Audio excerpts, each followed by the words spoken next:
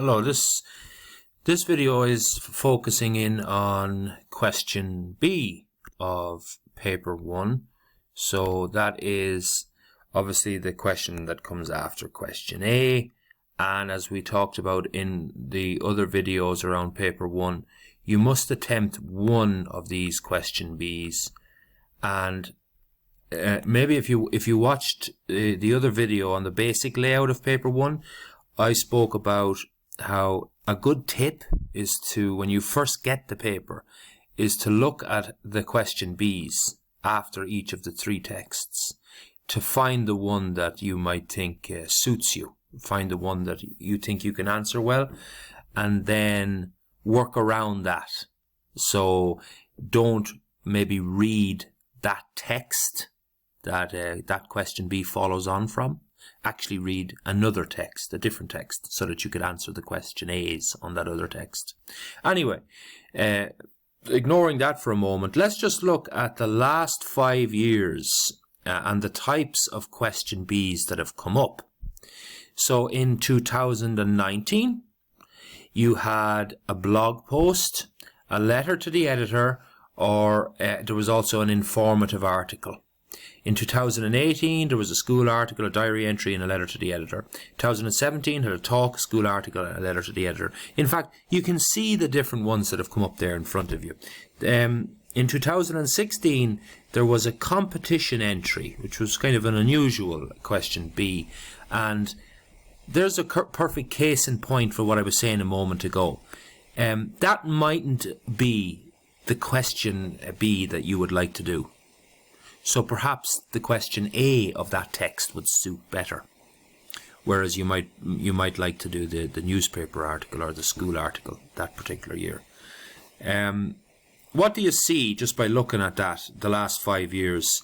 You see that the letter to the editor has come up quite a bit. It's come up every year for the past 3 years, and indeed 4 of the last 5 had the format of a letter in general.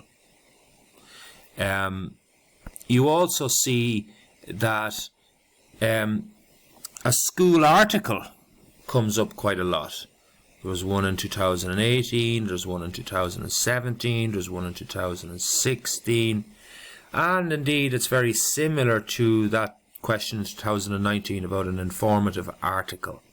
So newspaper, school magazine, website articles are very common and have come up for the last 4 years. What else do you see? You can see that diary entries come up, but you can't be guaranteed that they come up every year. They've come up twice in the last 5 years. So it's not something that you can rely on. Now, it didn't come up last year. Could it come up this year? Maybe. What else do you see? You see that a talk or a speech has come up for 2 of the last 5 years as well. Now, some of you may like to write talks or speeches, but they don't often come up in this question B. Now, just remember, though, that in the final section of paper 1, the section 2, where you have to write a long essay or a piece of writing, a composition, that talks and different things like that, like articles, come up there. So that's not to say they won't come up, it's just that they might not come up in this particular question that we're looking at now, which is question B. So that's the general different types of questions that have come up over the last 5 years. Today, in this little lesson that we're doing today, we're going to look at the letter to the editor and talk about that. And in other videos, we'll look at the other common ones that come up, like school articles and talks and things like that. But for this one, we're going to look at the letter to the editor, how to write one, how to get good marks, what's expected of you, things like that. Before we do that, let's just take a general look at what's sort of expected of you, things to consider before you begin writing a question B. Okay, what What are they looking for? What do you need to think about before you even start writing this? Well, there's 5 things you need to consider. The first thing is the purpose. Like, why are you writing this piece of writing? So let's take the letter to the editor as an example. Why would you be writing that letter to the editor? Is it to amuse people? Is it to persuade people? Is it to inform people? Is it to apply for a job? Is it to inspire? Is it to challenge people? Why are you actually writing the piece of writing that you're writing? There has to be a reason behind it. You know, that's something to consider.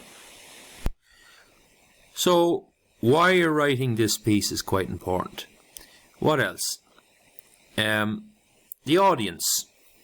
Who will actually be reading this or listening to this if it's a talk? Like, will it be your peers? Will it be adults? Will it be both? Will it be people who want to be there or not? Will you have to keep them entertained? These are all important things to consider before you start writing, because these things will inform how you write, what you write. Next thing is, what's the context of what you're writing? Like, is it in a public place or is it in a private place? Is it a private piece of writing? Like, if it's a diary entry, you're going to put down different things than you would than if it was a public talk. Is the talk actually taking place in a crowded place or a rowdy place? So do you need to shush the people? Is it an article or a private talk about a sensitive topic? And what would you need to consider when you're writing about something that's sensitive and private to other people? And like I said, is it a diary entry? So what do you need to do when it's a diary entry? Or what type of stuff do you need to reveal? What private things do you need to reveal? What else is important before we even start? The register. Okay, what does that mean? Well, it means what type of language should be used. So should it be formal or informal? What's appropriate? So let's just take a look at these again, these things that came up over the years. If you are writing a blog post, you would expect a certain amount of informal language, a bit of fun, a bit of seriousness. It depends on the topic, but language that isn't overly formal. If you were writing a school article, now that's different, because a school article, you're representing the school. You know, it's part of the school magazine or the school website. You can't just go on a solo run. You have to consider that you are representing other people, and you must put the best face forward, just like you were if you were representing the school on the school's debating team. You'd have to wear your tie and have your top button buttoned up and have your hair combed and all the rest. If you were writing a newspaper article, again, very, very formal. Okay, it's very formal. However, if you're writing a diary entry, you would use your own language. Nobody can stop you. It's for yourself. Nobody else is supposed to be reading your diary entry, so you can write whatever you want. Now, does that go into using, obscene language? Not really. I mean, like, we have to be, decent enough. Could you curse, for example? Well, personally speaking, I don't think cursing is ever a good thing. It's kind of like abandoning language when you curse. But you can use slang. You can use, you could curse ironically, like cursing not just for the sake of cursing, but, cursing to make a point you could argue for in a diary entry, maybe. Now, what form should it take? In other words, what should it look like? There's obviously going to be a difference between a letter and a diary entry and an article. Should it be, where should the paragraphs be? Should it contain a date? And if so, where would you put the date? Where would you put all that kind of thing? Okay, what structure should it follow? There's a difference between each one.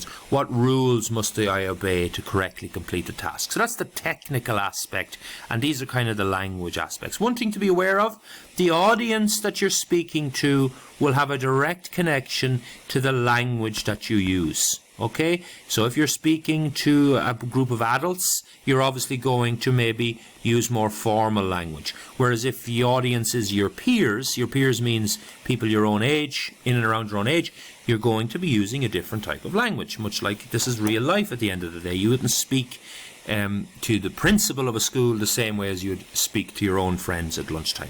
Okay, let's jump to the letter to the editor and just take those 5 headings and apply it to the letter to the editor. First up, what form should a letter to the editor take? Very basic form. You'd have the date, and it's always nice to write the date in this format rather than saying the 14th of the 3rd, 20. That doesn't look as pretty as what's in red. It's nice to write it with the month and then the year, with a comma in between. It looks nicer. Then you would skip a line here and write dear sir or madam. Okay, female editors and male editors, I'm not sure. Unless it specifies, you can pick whichever one you want.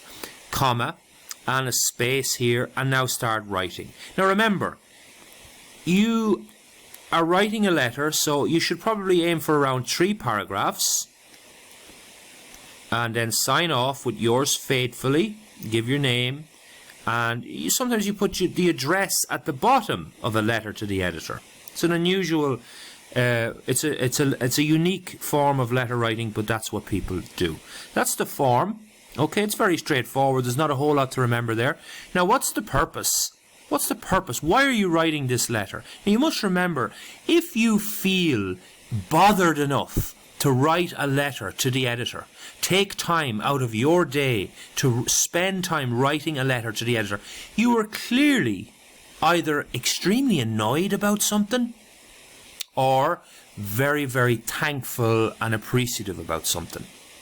So the purpose is to either strongly object or agree with something. And so long as you provide reasons for your opinion, you're doing well. You might be writing the letter to get back at an opinion that you don't agree with, or to be spiteful towards a decision that was made in public or political life. You're not just, wasting 10 or 15 minutes of your day to write a letter to the editor. No. If you're writing a letter to the editor, it means you're either vexed and annoyed about something or very thankful about something. And you have to show that in the words that you use. Now, what's the audience? Well, the audience is going to be the people who read the newspaper. So it means that you should keep your writing relatively formal, relatively structured. Try to sound intelligent. That's not to say you aren't intelligent. I'm just saying you have to present yourself as being intelligent. Now, what's the register? Remember, register means what language should you be using? Well, the language should be formal. The tone, so the way you talk, it can be really supportive or it can be really bitter and angry. That depends on whether you agree or disagree with whatever the topic is. Just as an example to this, let's look at 2019's letter to the editor. It is here. And the question says, a local newspaper has published a letter condemning 15 to 30-year-olds as vain and selfish. The letter writer specifically refers to selfies as an example of the vanity of people in this age group. You respond to the views expressed in the original letter and put forward your own views. Now, are you going to be nice and calm about that? Are you going to be angry? Yeah, you're going to be angry, or you're going to disagree, or maybe you're going to strongly agree. Either way, you're going to have an opinion about what was written, and you're going to put it across. You're going to be passionate. You're going to be strong. You're going to use strong words. Don't be mealy-mouthed. Don't be halfway one way or the other. Don't be Hamlet. Don't procrastinate. Actually put it on the page what you think, one way or the other. What's the context? Is this letter being written at a time of emergency, sporting success, war, failure, shame? This is important as it will dictate everything else. Now, it mightn't be as extreme as those things I've listed, but is there something going on in the national, in the background that you need to be aware of, that you're either strongly for or against? Now, I'm going to finish this video with an example of a letter to the editor. You can pause the video because my time has nearly run out for recording. So you can pause it there and you can go through the different aspects that I spoke about. Before it finishes, I will point out there's the 3 paragraphs I was talking about. There's the introduction. The date has been cut out of it, but it will be up there. Yours faithfully, skip a bit, sign it, and the address is at the bottom. Okay, I hope it was of some use.